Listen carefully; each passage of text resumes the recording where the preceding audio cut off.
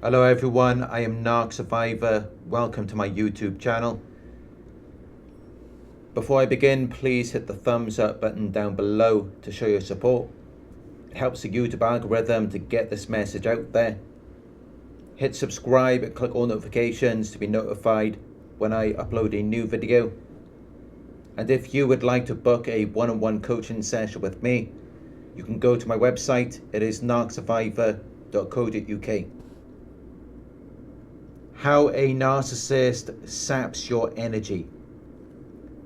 Narcissists will sap your energy. They will exhaust and deplete you until you're reduced to a shell. They will diminish your strength and character.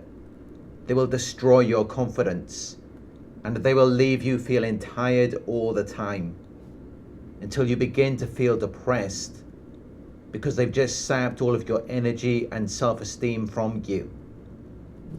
Before I discovered what a narcissist was, I was researching about energy vampires, as I was already familiar with this term. And this is exactly what narcissists are. Narcissists are energy vampires. They're people who sap your emotional energy and feed off your life force, which may result in them getting increased energy when they're around you, because they tend to prey on highly sensitive, empathic, and happy people. And they feed off your kindness and compassion until they leave you feeling drained of your energy. Some of them may have low self-awareness, and when they are made more aware of their energy zapping tendencies, they may then alter how their actions affect you so that they can fly under the radar. But it's still an energy vampire, and the longer you spend around them, the more drained you will feel. Which is why if you ever confront them on it, and they're aware of the negative effect they're having on you, they will typically give you the silent treatment or stop talking to you, because they don't want to feel inadequate. But if they're a malignant narcissist, they may see their energy zapping tendencies as a source of power, so that it may just draw them to you even more. But even then, they will make you feel like you're the one who is dependent on them, when it's actually the other way around, because they need something from you and they can't get it from anyone else. They are dependent on you for this one thing, and they can't live without it, which is why they need and want this from you. And it's not your attention or validation, although that is also what they want. What they want is your energy, because it makes them feel good. So whenever they're around you, they're completely hyper-focused and absorbed in getting this from you, to the point where they appear to completely ignore or tune out everything else, because extracting your energy is an activity they consider to be fun and interesting. And when they're getting something from you that they can't generate from themselves, they can have their highly focused attention on you for a very long time. They may become obsessed with it, and they may also become very needy, to where they're wanting too much attention because they're insatiable. So no matter how much you give to them, they will always want more, and it will never be enough. But you may not have been aware of this until now. Narcissists cannot survive without narcissistic supply. They need people's energy, attention, and validation, but they need yours more than anyone else's, which is why they have targeted you for a very specific reason, because there is something very special about you. And I remember an ex-narcissist even told me this when we first met. She commented on how I walked, talked, and carried myself. And pointed it out as being the reason why I was the victim of a smear campaign, as though it was blatantly obvious and apparent, and I was just too ignorant or naive to see it. But this is exactly how it is. It's your energy. It's the way that you are.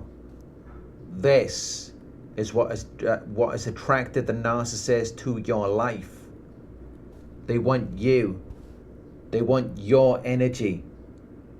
They love how you're so patient, where you're always able to accept and tolerate delays, problems, and suffering without being annoyed or anxious, and how you're so compassionate, where you're able to show sympathy and concern for them.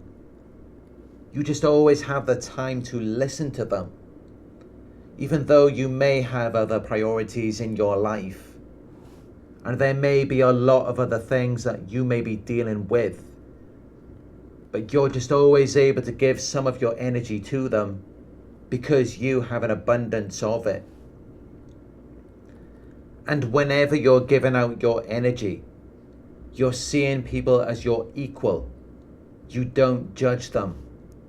And in that moment, they feel like they're the only person who matters to you, even though you may have many other responsibilities. And you're a high value person who may be disciplined, hardworking, successful, motivated, or even physically attractive. And it's actually very rare for people to come across someone who not only has all of these qualities, but they're also willing to entertain new prospects and endeavors. Most people in these types of positions are not going to give people the time of day. They're just going to keep it moving. Because even people who don't have much going on in their lives don't tend to think about or consider the feelings or needs of other people. They're too preoccupied with themselves. So for you to be not only a high value person, but someone who is also empathetic is actually very rare. So of course, they're going to become obsessed with you, and they're going to be addicted to your energy because it's a very potent source of supply for them. They're not going to find someone else in your position who they can manipulate and control, because most people at that level are not going to put another person's feelings or needs before their own. So that's why they focus their attention on you, because they want your life force. They want your energy and attention. They want everything that makes you, you, which is why they treat you as their primary source of supply. They want to keep you around because they're dependent on you for your energy, and there's nothing they can do about it because it's an unmet emotional need from childhood, which is why they're seeking it in adulthood. It's why they need it and why they're obsessed with it. They've got to have your energy, attention, and validation because it pacifies them and relieves their emotional pain. When normally they would have this inner critic, this inner dialogue, but when they're around you, it disappears, and they're no longer self-conscious. They're no longer feeling bad about themselves because you're non-judgmental. You treat people as your equal. You accept them for who they are without thinking bad about them or about what they're doing. So it makes them feel good about themselves, and it's why they're addicted to you.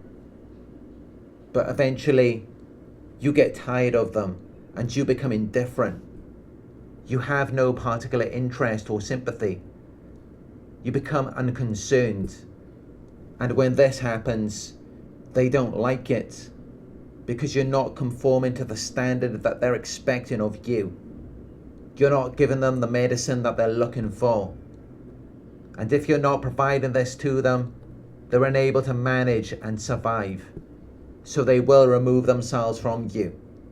And then they will punish you because they know that you've got it to give. It's why they targeted you. So if you don't give them everything they first saw in you, they will see it as rejection. because they feel entitled to it. And they're not considering that they've already drained you of your energy because they're preoccupied with their own interests and needs. So they see it as rejection. And then they feel compelled to punish you. It's like beating a horse when it's down. But they don't get to see that side to it because they're predominantly focused on what they need from you. So all they can do is continue to punish you. And this is why they typically have other sources of supply at their fingertips for when they feel like you have gone against them, because then they feel the need for a reset to start again with someone new until they finally come back to you. And it's why they come back, because they realize they can't get that anywhere else. You're the only one who has that substance, that soul, which is why they always come back to you. And it's why their behavior occurs in cycles, where in one moment they're love bombing you, then they're devaluing you and discarding you, until they finally hoover you. Because it's all about what you can provide, which is why they're so hyper-focused on what you're doing, your feelings, actions and behaviors, and what you are providing. And it always runs through the same cycle because they can't survive without you. They have this negative internal dialogue, so they are listening constantly. They're scanning you to see if you are judging them, to see if you are going against them. And then they're telling themselves that if you loved them, then you wouldn't have done that. You would have obeyed them. When all of this negative self-talk is all based on things that they experienced in their childhood. They were taught that love is conditional and that you've got to keep supplying and giving. Only now they want to be on the other end of it. So they expect you to be doing that for them, which is why when you're not doing that, they're punishing you. And it's why you can't survive in relationships like this, because you can't just keep supplying and giving. You're never going to be able to sustain it, which is why they will typically use you as a pawn in their game so that they can bring other people into it, because they assume that you're going to fail them at some point. Thank you for watching. If you found this video helpful, please give it a thumbs up. Share your thoughts in the comment section. Hit the subscribe button to receive notifications. If you would like to support the channel, you can donate at paypal.me/Narc Survivor. You can book a one-on-one with me on our website. It's narcsurvivor.co.uk. Thank you for watching, and I'll talk to you soon.